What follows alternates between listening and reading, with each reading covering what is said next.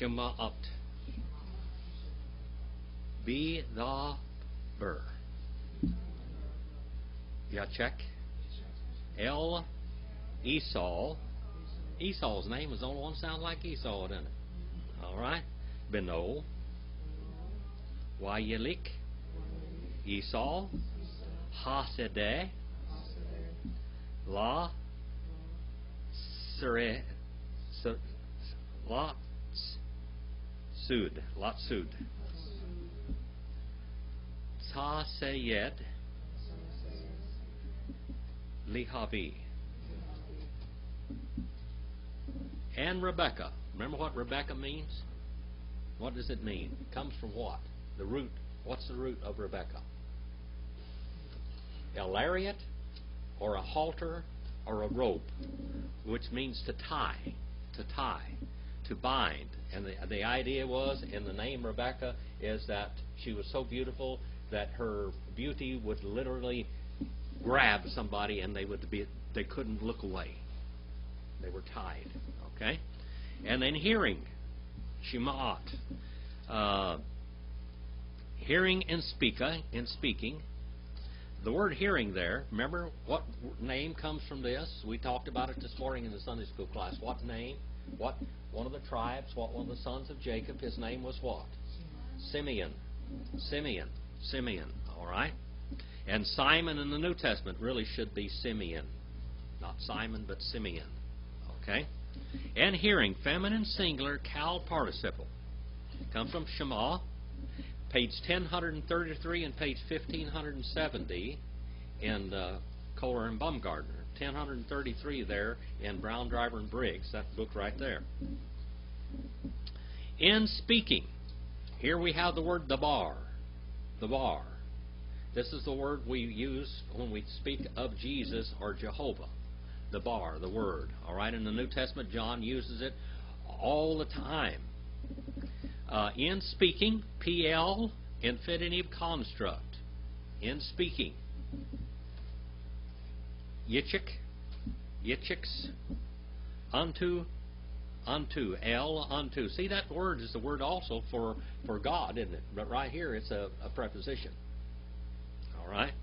El, sometimes it is a adverb of negation. One word in Hebrew can do a lot of things. It can go a lot of directions. You have to, by syntax, you have to know what's going on.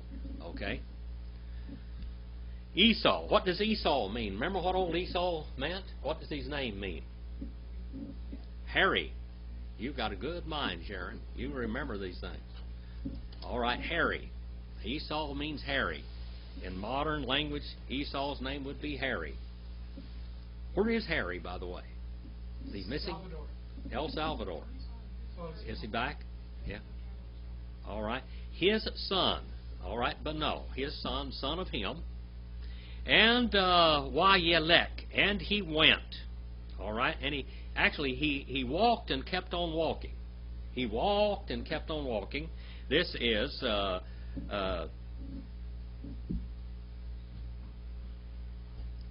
third person, masculine, singular, cal, wow, consecutive, and perfect. Halek, what the root of that is. We, on the front of that, is a conjunction. See that? Wayelek. And he walked and kept on walking, Esau, oh Harry. Hasedah. Hasedah. All right? Hasedah. What does that Hasedah? The wild prairie. What does that wild prairie mean? Remember what it means? The moist lands. The moist lands. The lands where the dew will fall and the animals will have food to eat. All right? Land that, like fields and meadows. Okay? Fields and meadows where the dew moistens the lands. To hunt. Lots. Sud. Lotsud. Cal infinitive construct. To hunt. And then we have the word sayid. That means wild game. Wild game, venison, antelope, things like that. Wild game, page 844. To bring in. Li havi, to bring in. Hifel infinitive construct. Now I'm saying a little bit more about the parts of speech here because you're getting a little more used to it. I don't want to scare you plumb to death. Am I scaring you to death? Scaring you to death. Am I scaring you to death? All right. Hifel, that's the stem it is. Infinitive construct. It's infinitive. It means to do something, to do it. All right. Infinitive construct, to bring in. All right. To bring in. All right. Now, he's gone out to get some wild game. All right. 27 and verse 6. Now, here's Rebekah and Jacob's plan to overtake Isaac and Esau's plan to take the rightful birthright from Jacob. Because remember, he already sold his birthright. That's a legal deal. It's already recorded here in the Bible. We already got it before, see? And they knew it there too. All right. Swear unto me, he said. Swear to me. Jacob told Esau, swear to me. When you swore something, guess what? That's legal and binding. He didn't have his birthright anymore. He sold it away. He didn't think anything of it. He sold it for one meal of the cheapest commodity in the land of Israel at that time. We Rivka, Amara, El, Yaakov, Binah, Limor. All right. Hene, Shamati, Et, Avika, Mi Dabar, El, Esau, Achika, Lamor. All right. And Rebekah. See that we on the front of that? That's a conjunction, that little wow. All right. And Rebekah, she had said, third person feminine singular, she did it. Remember, in Greek and in Hebrew, the languages are inflected. You know who's speaking. If you took this one word outside of the whole sentence, you would know what part it played here. Okay? Am I boring you too much telling you this stuff? And she had said, third person feminine singular, cal perfect, cal stem perfect tense, unto, preposition, page 40. What would be unto in Greek? What is the equivalent? What's the equivalent of unto in Greek? Skyria? Pros, toward, unto. All right? Or even ace sometimes. Unto Yaakov. Yaakov. What does Jacob mean? What's the name Jacob mean? Let's go back, page 785 in Brown, Driver, and Briggs. But what does Jacob mean? Yaakov. What does it mean? Literally. What? No, that's Israel. Jacob, Yaakov. It means to follow the heel. It means like a healer, like a Queensland healer, like a sheepdog that follows the heel and nips the heels and guides. That's what it's talking about. It's like a healer, okay? Someone that follows the heel. One that trips them. You know, a Queensland healer or a border collie or something like that, the way they get the animals to turn is they nip them. They nip the heels, and sometimes they'll fall down. It'll cause them to trip, and that's what it means. The trickster or the one who trips or to follow the heel, okay? So here we have old Jacob, one who follows the heel, her son, Benal, her son, and Ben is the word for son in it. Banal here is her son. And what does Ben mean? According to a pattern. All right, lemor. Here we have, that one comes from amer. That's the root of it. See down there? I'm just giving you a little bit more introduction here to it. Cal infinitive construct. Cal stem infinitive construct. Page 55 in Kohler and Baumgartner. Page 65 page 65 in Kohler and Baumgartner, and Brown, Driver, and Briggs is 55. And then, hene, behold, I have heard, call perfect, first person construct singular, I have heard your father, et is what? Et, that word et. What is that et here? Huh?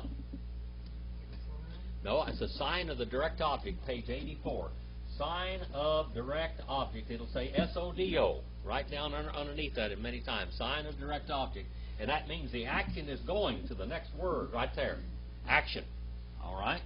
Action. What's the Greek preposition that takes the place that is a sign of the direct object? Ace. All right? I keep saying this over and over again because you need to know this. I wouldn't say it 100 times if you didn't need to know it.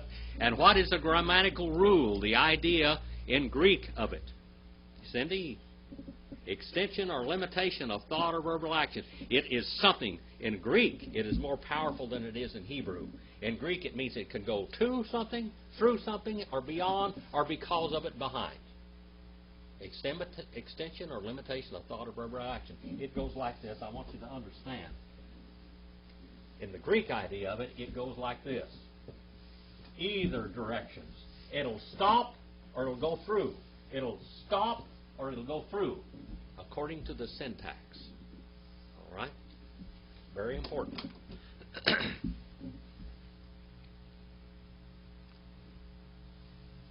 I heard your brother, Avika, or your father, that is, your father and your brother talking. I heard your father speaking me davar, masculine singular PL participle. Boy, he was doing it forcefully. He was giving some orders to old Esau, wasn't he? And he was doing the wrong thing. Like I said before, God had to blind this man to stop him from blessing the wrong man. How would you like the tribes of Esau instead of the sons of Jacob? Look what they turned out to be. God knew what they were going to be.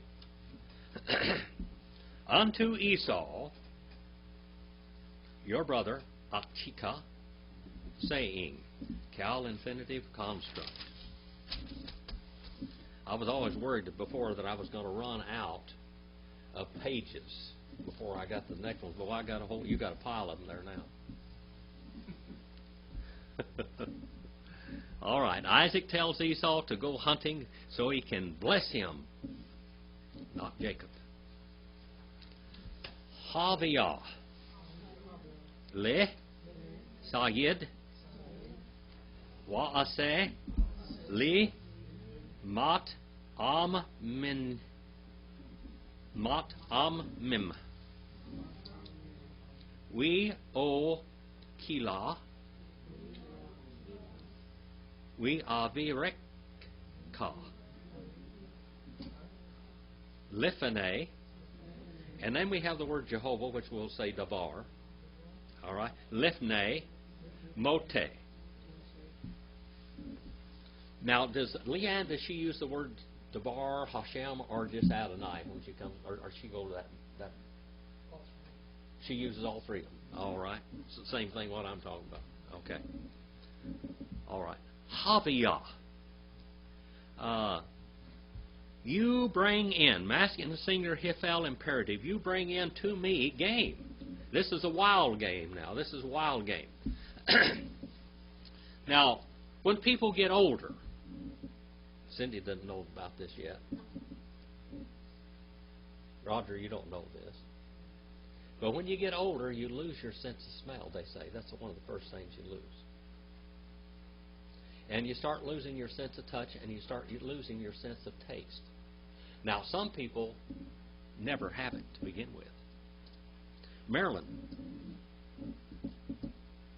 who can smell better than anybody you know? Huh? I can tell you where the dog's in the neighborhood. Or a skunk, that's easy. Or what somebody ate when they came to class just before. Because I have a real good sense of smell like a coon dog. That's just something you do. Some people never have that. I can cook and duplicate food. If I taste something, I can make it because I know what's in it. I smell and I can taste it. But when you get older, a lot of people lose their sense of smell and taste. Now, my oldest boy never had a very much of a sense of taste at all. He didn't know what anything tastes like. He'd just go, hamburger, first bite, half moon, second one, full eclipse. That's the way it was. Biscuits, same way. But now if he wanted to taste food, he wanted wild game. Because he could taste venison. He didn't like it real wild and gamey, which I cleaned it and butchered it where it wouldn't taste real wild and gamey. And what else would he want to eat? What other kind of food has strong flavor? Liver. Liver. He wanted something that had strong flavor to it. Now here Isaac is. I don't know whether he had a. It says that he had the taste of venison in his lips. That's what he loved. He craved it because it has strong flavor. Okay, a wild game has much stronger flavor. But they probably went out and got a goat.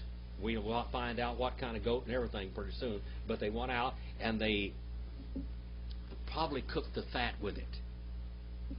Have you ever gone hunting, Cindy, or anything like that? Nothing? If you go out and you kill a deer or something like that, or a wild hog or whatever, where the flavor is, where the strong flavor is, in salmon, where is the strongness of the salmon?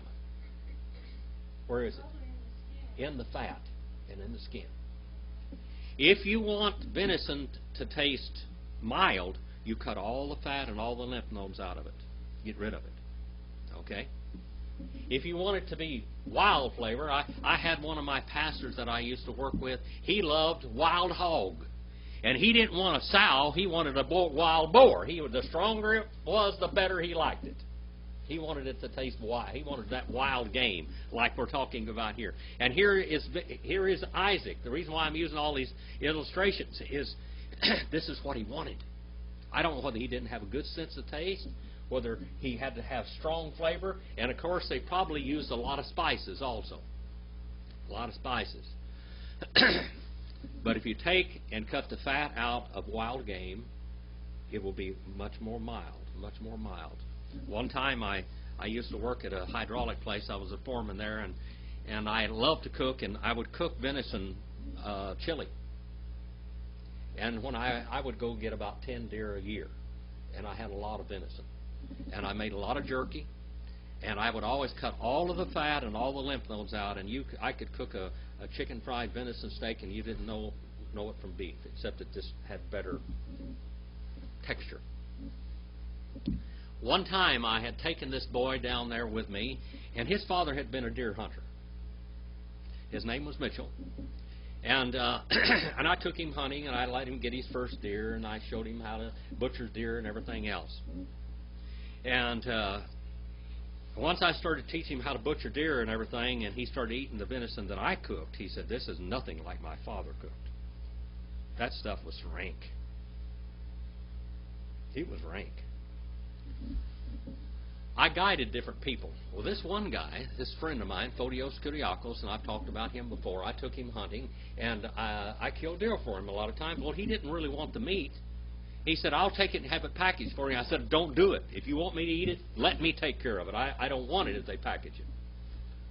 One time I went down and he took the deer, and I thought he was going to go eat the deer, but he didn't. He had the deer packaged. He brought it up to me, and I said, "What am I going to do with this?" So I cooked it for the guys I worked for. I didn't want to eat it. And I cooked this venison chili, which was really good, except it was wild. Mitchell come up there, and he'd eaten some of that chili. He came down and looked at me. "You may have killed that deer, but you didn't butcher it. Did you?" I said, "Nope." He said, "That tastes like the deer my dad cooked." Wild game. Wild game. It had a flavor of wild game. So let's see what happens here. "And bring into me wild game, and make for me," imperative, masculine, singular, cowl, imperative, "and make for me delicacies, tasty, full of flavor, food full of flavor." Leave the fat in it. Leave that in. I want the wild taste to it. I want it taste. I want it really tasty. I want it full of flavor. Full of flavor. Yes. Gamey. Wild animals. Wild game. Now a goat has a stronger flavor than, well, lamb has strong flavor to it. How many of you have eaten lamb? Lamb does not taste like beef. It's got a strong flavor to it. And where's the strong flavor in the lamb? Tell me, where is it? In the fat. It's in the fat. That's where it is. It's in the fat. You cut the fat out of it. Well, if it's over 6 months old, it start getting gamey too. Mutton, boy.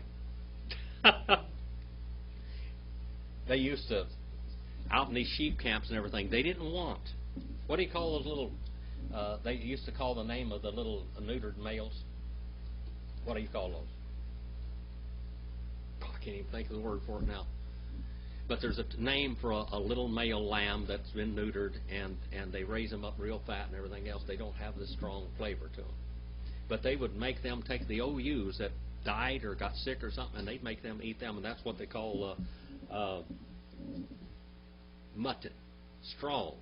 And where the strong mutton was, if you wanted it to taste better, you cut all the fat of it. Right here, he said, leave the fat in. I want to taste that wild flavor. I don't know what it was either, Cindy. I know I heard that noise. These delicacies, full of flavor and full of mat-a-mim. Mat-a-mim. We okila, and that I may eat. All right? I may eat. First person construct, kal cohortive. And that I may bless you, and that I may intensely bless you. You're the one I want to bless, not your brother. I'm going to go around God. We're going to do this before it gets too late. I'm getting on my death's door, and he said, I want to bless you before something happens here. I want to give the blessing to you. I don't want to give it to your brother.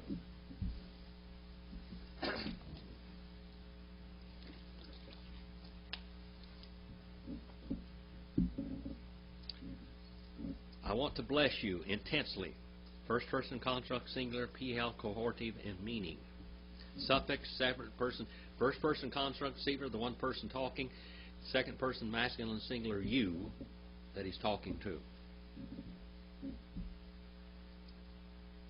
Lephane, before the face of Jehovah, before his eyes. In Greek, what is the word before the face of? Cindy, you remember that one last week? Enopion. You remember that? Enopion. Lephane is before the face of. Enopion is the Greek word. Enopion. All right? Enopion, it's written in half a dozen different ways. Enopion.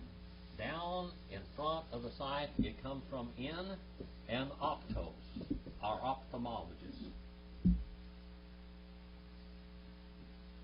Ophthalmos. Right down in the eyes over in the side of it. That's exactly what it means here. Right in the nose, right nose to nose, right in the face of Jehovah. I'm going to do this before Jehovah, and I'm going to bless him, and Jehovah will have to honor my blessing. He's even, you know what this is? Next to blasphemy. Because God didn't want this boy. God had already spoken through Rebekah, and here one time, the woman is the spiritual leader of the family. It's supposed to be Isaac, but he's going in the wrong direction. So Rebekah, and I mean I've heard 1,000 sermons. Have you heard 1,000 sermons on this, how she did the wrong thing? She did the right thing. Isaac did the wrong thing. Isaac did the wrong thing. Rebekah did the right thing. Because they knew God had already let them know. And they knew what kind of a guy that Esau was, old Harry. He was a rat. In the presence of Jehovah, right down in front of his face, before my miote, before my dying, before the death of me. 27 and verse 8 now. 27 and verse 8. Wa'ata. See, there's two T's in there. Wa'ata. B'nai, Shema, Bakoli, La Esher, Ani, Metzowa, Otok. Rebekah's plan. I want you to see the different voices in here. I want you to see the words. because this is very important. In Hebrew, it's different than it is in English. In English, we have to put a pronoun or an adjective, and we have to externally inflect words so we know it. She is going to the store. He is going to the store. It is going to the store. In Hebrew, it tells you all that right in the word. Okay? And now, we ata, and now, my son, you hear, Shema Bakoli, you hear my voice. Masculine singular call imperative. You hear my voice. Here we have the word Simeon. It's from this word, remember? Simon, Simeon.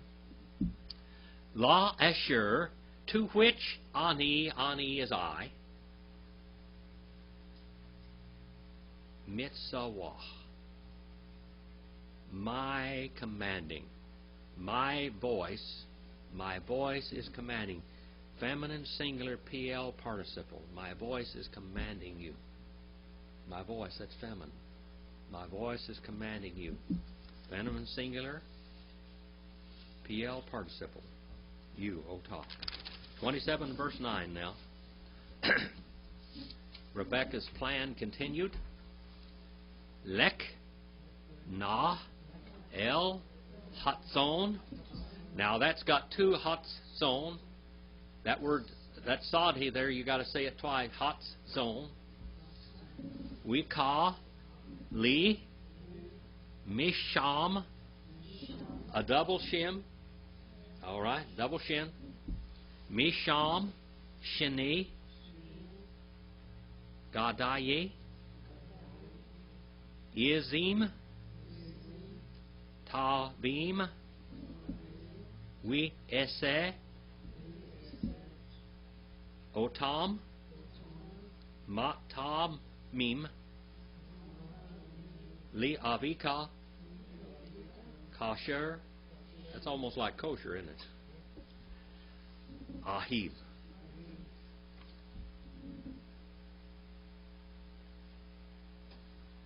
Go now, please. Go now, please. Masculine singular, call imperative, go.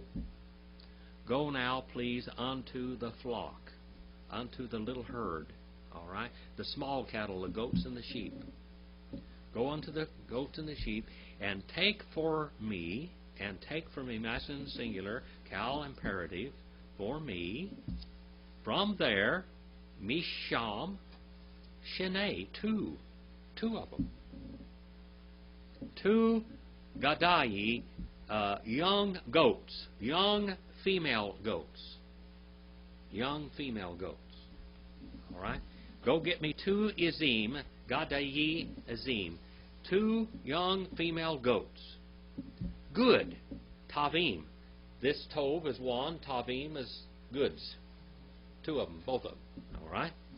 We essay, and I shall make. First person construct singular, cal cohortive in meaning, and I shall make them full of flavor. Full of flavor. For your father, just as he keeps on, or he has loved. All right? Just as he has loved. Third person masculine, cal perfect. As he has loved. Ahav. What is the word love? And how many words for love do we have in Greek? Gobs of them, don't we? Yeah, a lot of them. Agape, philo, ponera. That's a wicked, twisted love. All right? Many words for love in Greek. Here we have this one. See, Greek is a lot bigger language than this one is, and it tells you exactly. All right, 27 and verse 10. We he beta. Lava vika. We are call. Ba a bur. Asher. Ye ba rika. Lefne. Moto. And you bring in, you having brought in, all right? she's looking at this as perfect tense. You have brought in Hithel while consecutive perfect. You have brought in to your father, and let him eat. Let him have eaten. Let him have eaten, in order that, ba'avur, in order that he may intensely bless you and keep on blessing you forever. That's what's in that word right there. He will bless you, and this blessing will last forever. It will go on to your sons, and their sons, and their sons, and their sons, and their sons, and their sons, and their sons, and their sons. All the way down. And he may bless you and keep on blessing you through all of your progeny. Third person masculine singular, PL imperfect. The suffix is second person masculine singular. In the presence of, in the face of his dying, in the face of his death. I wrote up here at the top,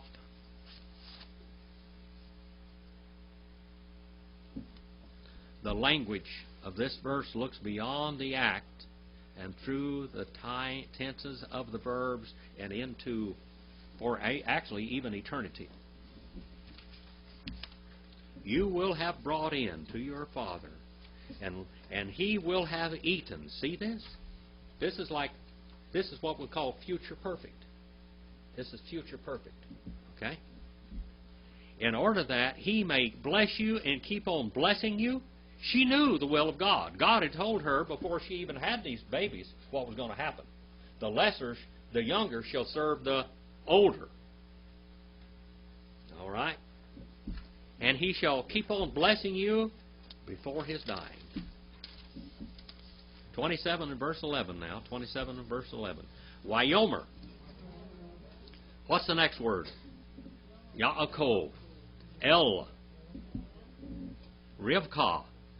Imo. Han. Esau. Achi. Ish. Sa'er. Wanoki. Ish. Halak. All right. Going a little further. And he said, and he said, Jacob. Jacob means what? To follow the heel. And he said, Jacob, unto Rebekah, his mother, Imo, behold, Esau, my brother, a man Ish Sa'er. That's the same word as for goat. Billy goat. My brother is a billy goat. Sa'er, that's the word for the, they used to use for the scapegoat, the hairy scapegoat. One with a lot of hair on it. The hairy goat. My brother is a hairy goat. Okay? Now, he's not saying this derogatorily. He's just saying this is a fact. My brother's a hairy goat. He smells like a goat. He's hairy like a goat. All right? He's just like a goat. My brother is. He smells and looks and acts like a goat. All right? And I, a man, ish halak. I'm smooth. I don't have a lot of hair on me. Okay? I don't have a lot of hair. I am a smooth-skinned person. And it didn't mean, I've heard a lot of people, well, he was intense all the time. He was just laying around with his mama. Hogwash. This man was a cowboy. He was out there working. Jacob was a tough man. He was a strong man. We find out later on when Jacob goes over there to the well in Haran and runs into his, the one that he falls in love with. What was her name? Rachel. Rachel comes out there. Everybody's standing around there. There's a stone there, a really large stone, that covered the mouth of the well. And it took several people to move the stone. Jacob jumps down there and moves the stone by himself, and everybody said, "Ooh, this guy's strong." So he's no weakling. This man's strong. He's the one that's he's the breadwinner of the family. He's out there cowboying and pulling calves and fighting off wolves and lions and everything else. He's the guy. And what's old Harry doing? Hunter. He's a hunter. He's a playboy. Have fun. Good time, Charlie. All right, 27:13. Watomar. Did we miss something? 12? Did I miss 12? Oh, yes. Thank you. Yule. Ye mushini. That little word is really big, isn't it? Avi. Wahayiti. Be'enau. Kimta tia. Wihe vita. Ale. Gilala. Willow. Veraka. All right. Perhaps, maybe. You can look that one up on page 19, by the way. I don't know whether you got that. Is that down there? That page number? Okay. Perhaps he may feel me. He may feel me. All right. Third person masculine singular, Cal imperfect. He may keep on feeling for me, my Father. And I shall become in his eyes, being now, in his eyes, one like mocking. Masculine singular, pilpel participle. Pilpel participle, mocking, making fun, jesting, one that is ridiculing. And I shall bring upon myself Gilala, a curse. A curse. I shall bring a curse. Page 877. Willow, and not a blessing. Genesis 27, 21, and 22. It goes back to there. I shall bring upon myself a curse. Bring upon myself a curse. Now 27 and verse 13. Watomer. Lo. Imo. Ale. Gilatika.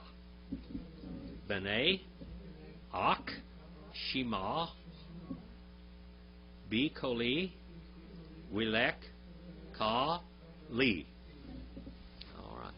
And she kept on saying to him, his mother, upon me your curse, my son.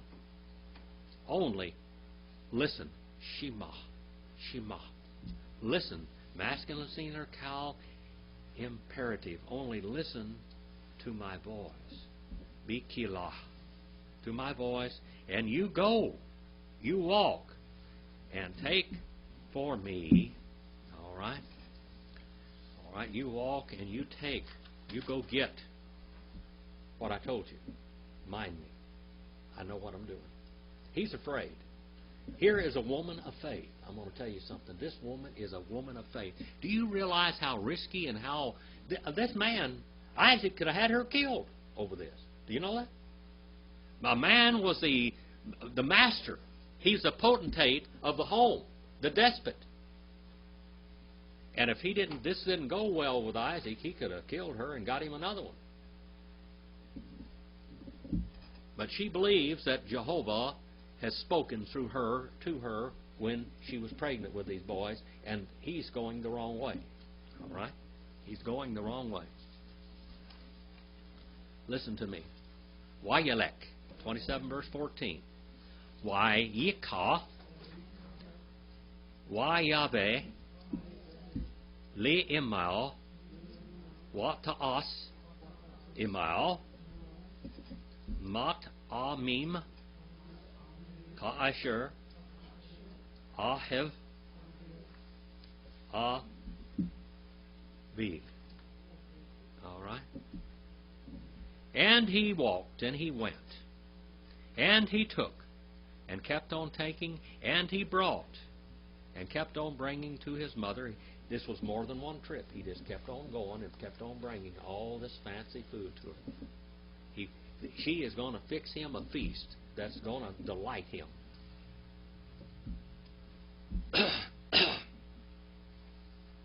Wish my heart would quit hammering me at times. I lose my thoughts. to his mother, and she made, what to us, and she made, and kept on making his mother these flavorful, tasty, wild delicacies that he liked. Just as he has loved his father. All right? The man had a taste for wild game under his lips, it says. He had a taste for wild game under his lips. Brother Abe, could you go over there? Brother Abe, could you go over there and turn that knob a little bit so that air conditioner comes back on? It's turned itself off. I forgot to rewind it when we came. Okay? Just turn it right hand. Right. Like the clock. Thank you.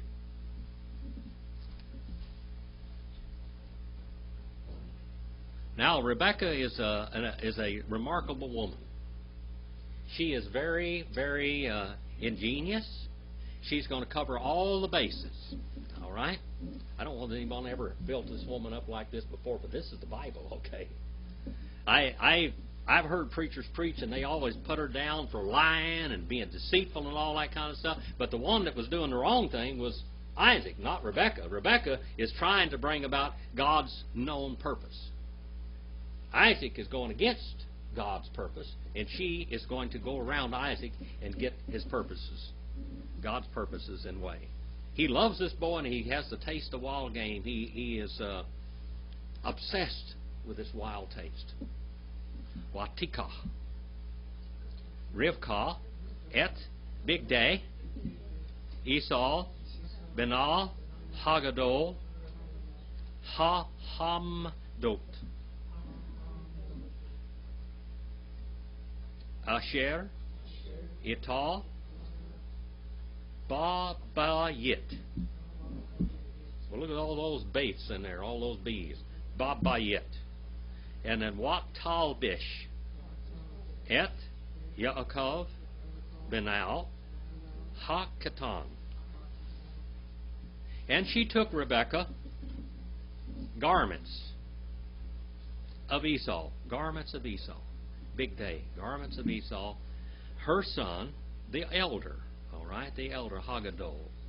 Hagadol, that means, Gadol, that's bigger elder, all right. Ha-ha-mudot. These are desirable, they are costly. Costly, his most costly, his most precious garments, which with her in home, all right? It's in her home, in her bed, in her home. She has these clothes in her home, and she clothes, all right, she flings around Jacob, her son the younger. She puts on this.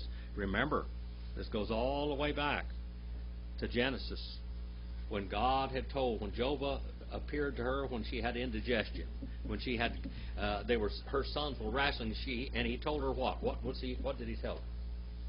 You have two nations, and the older will serve the younger.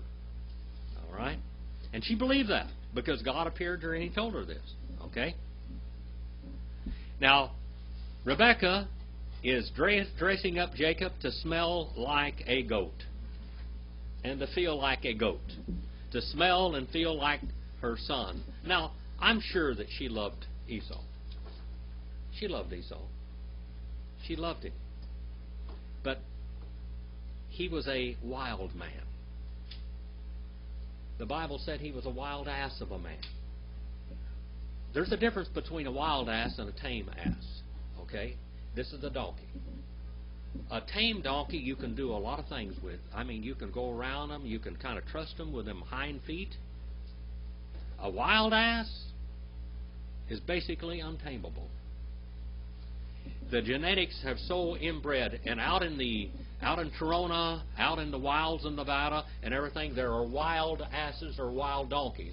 I'm going to tell you something. I have tried to train those donkeys. You never can trust them. They're always wild, no matter what. They're just wild. But if you get a domesticated donkey, you will see a total different genetics of animal. It's totally different. The Lord said that Esau was a wild ass of a man. He was untamable. God couldn't do anything with him. Each and every one of us has a destiny. Some allow God to use their lives more than others. Do they not?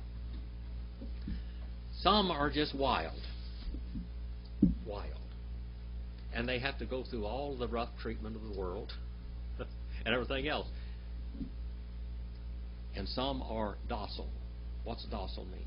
Docile. Docile. Easily taught. Easily taught. Comes from dokere. Easily taught. Well, Jacob was a man of much trouble all of his life. He had a lot of trouble. But he met the trouble. And every time that he met the trouble, what did he do? He trusted in God. And I'm telling you, he was no weakling. Jehovah appeared to him, and he grabbed a hold of Jehovah and wouldn't turn him loose. And Jehovah crippled him to turn him loose. And I know exactly what it feels like to get your hip out of joint. I had one here a while back. Remember, for 2 or 3 weeks I was crippling along? I know what it feels like. He did a real good number on Jacob. He limped on both sides. All right. We et. Arot. Gadayi. Ha'izim. Hil. Bisha. All. Yada. We all. Halkot. Helkit. Helkut. Sawaro. And skins of goats. Skins of goats. Gadayi. Skins of goats. The goats. All right. Skins of goats. The goats.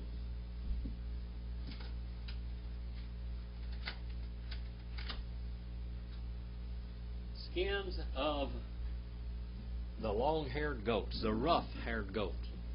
When I went to the Middle East, a lot of those goats have black hair. They're black. And some of that goat hair is pretty long. And they take it and they shear those goats, and they weave the material and make these greatly expanded tents, this cloth. Tent cloth, and you can see it's black, and they're here these big spreading black tents. And when I was there, you could see where the goat hair tents were, and the modern tarp was, because they'd have a little piece of the tarp on there. But a lot of them still would weave that old goat hair, and that's what this is. This is that long, rough goat hair. This is what Esau felt like.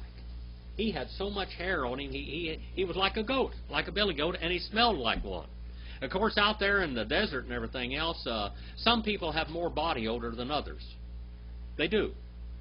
And when you go to the Middle East, you'll find, and even in Europe, you'll find out that they don't use a lot of deodorants and things, and they don't take baths like they do here in this country. At one time in America, the Indians used to say when the white man came to this country, you could smell a white man for a mile. You didn't have to go. You could go smell him for a mile. They would drift down. How many of you have ever smelled a billy goat? Have you smelled a billy goat? Now, we went out to my friend's house in Taft in Ford City the other day, and we went around these female goats, and they had odor to them, didn't they, Marilyn? But when we got to the billy goat, what happened? There was an explosion of odor. Now, Esau smelled like a billy goat. That's what he smelled like. Strong odor. He was hairy and he smelled like a goat. All right. And skins of the goats, she flung around him. Hal Bishah, she flung around him, just like taking a coat. The clothing was something that's flung around. They didn't have arrow shirts and things back then, you know, or whatever they have now, Staffords and all different kind of things. I used to say a long time ago, they sued Custer and gave him arrow shirts. All right. They sued Custer and gave him arrow shirts.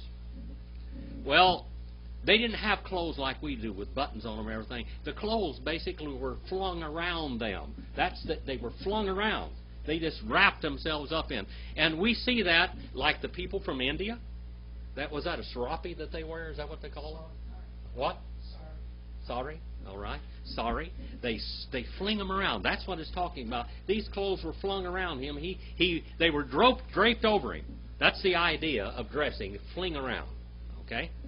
So she flung these things around him. She wrapped on his arms goat skins and left the smell with them. And she flung around upon his hand and upon his smoothnesses, his neck, the smoothness of his neck. So even Esau's neck was hairy, and he smelled. I don't know how he ever got a girlfriend. Smelling and looking like he did. Hairy boy, I'd say. Wa titen et ha mat amim.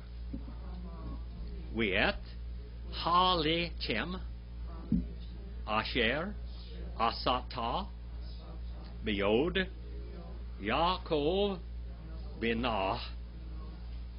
All right. And she gave and kept on giving the delicacies, these tasty, strong flavored foods. Leave all the fat in it. Let it have all the flavor. Let it reek. The reeking delicacies, all right? How many of you ever had this Indian food with a lot of that spice in it? Now, that's pretty strong food. That's strong tasting food. What do they call that?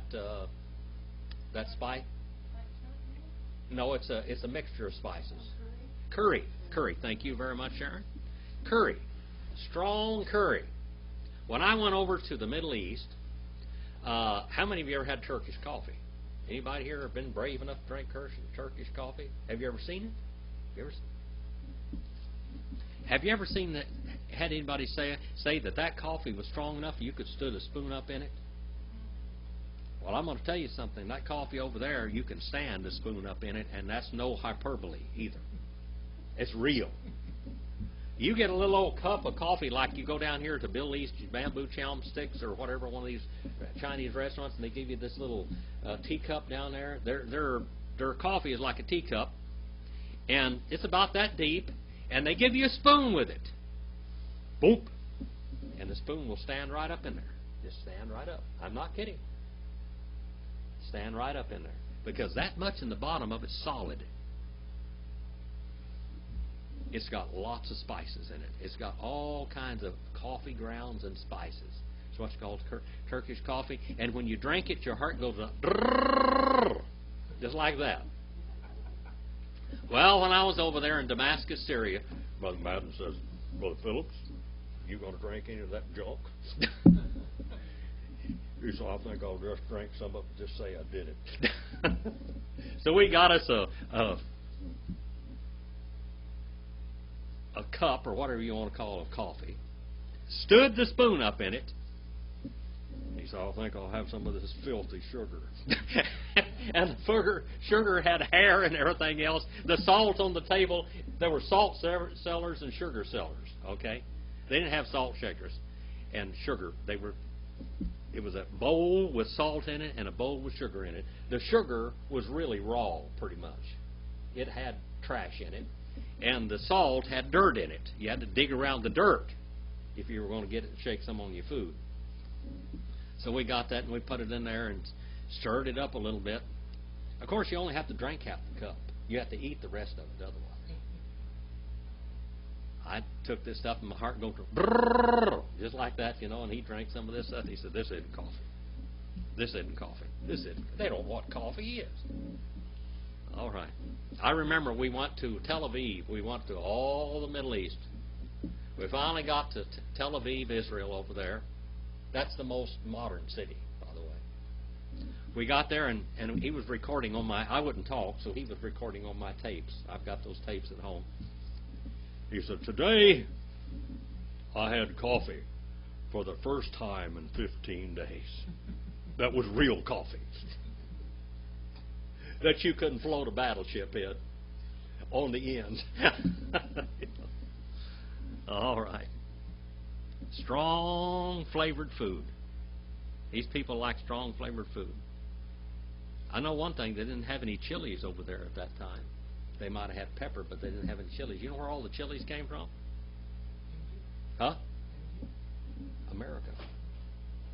All the chilies came from America, right here in America. Chile, the state of Chile, down in South America, Chile, that's where chili came from. And of course, American Indians used chili to preserve meat and things. So when Christopher Columbus went back, he took lots of chilies with him. Chilies and tobacco and all kinds of stuff that they had over here. All right, she gave and kept on giving these delicacies. And the bread, halakhem, the bread, this is where we get Bethlehem from, a house of bread. All right, which she had made, third person feminine singular, Cal, perfect, which she had made in her hand, Jacob, her son. All right. 27 and verse 18, and I think is that far enough for tonight, 27 and 18? Is that okay if I quit there, Cindy? This was the end of this story. Now, next week we start with old Esau, Harry. All right, Harry's going to be unhappy. All right. Why Yavu? El Avi. Wyomer. Avi. Wyomer. Hinini. Me. Ata Bene. And he came in unto his father, and he said, Avi, my father.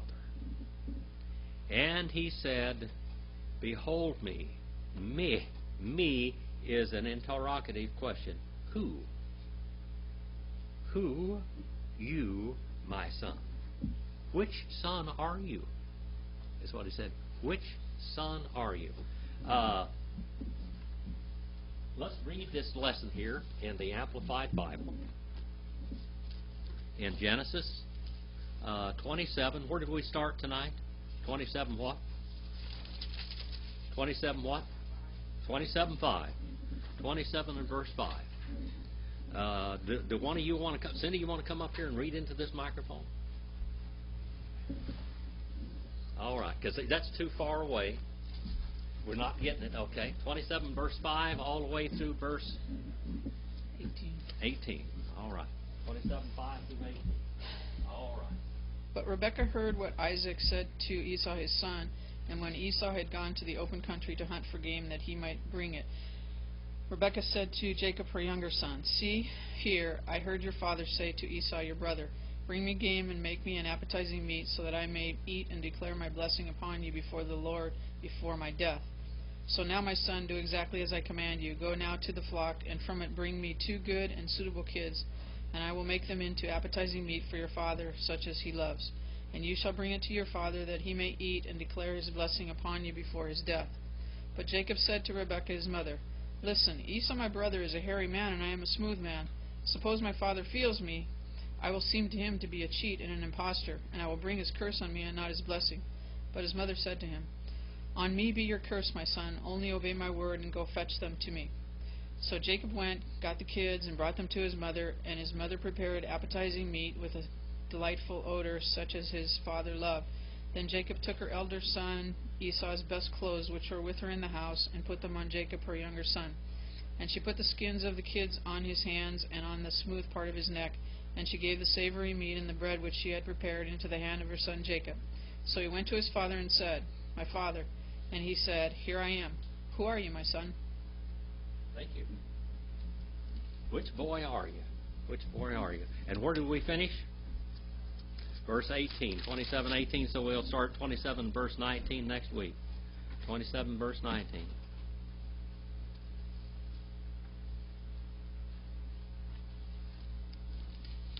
I had my high school reunion last night, and we all looked like old people. Geriatric. They said, you know, when you get old like us, you get to wear diapers again. Well, anyway, go out and do something eternal this week. Thank you, Cindy, for getting up here and reading that. Now everybody can hear it and see it also on the screens. It is a joy to have people and students that are so eager to learn God's Word. So eager to learn God's Word. This is hard. You know, Hebrew is the hardest language, one of the hardest languages to learn. It's pretty difficult, kind of like Chinese, you know. And you're sticking in here, and I appreciate your tenacity. Brother Abe, would you dismiss us in prayer?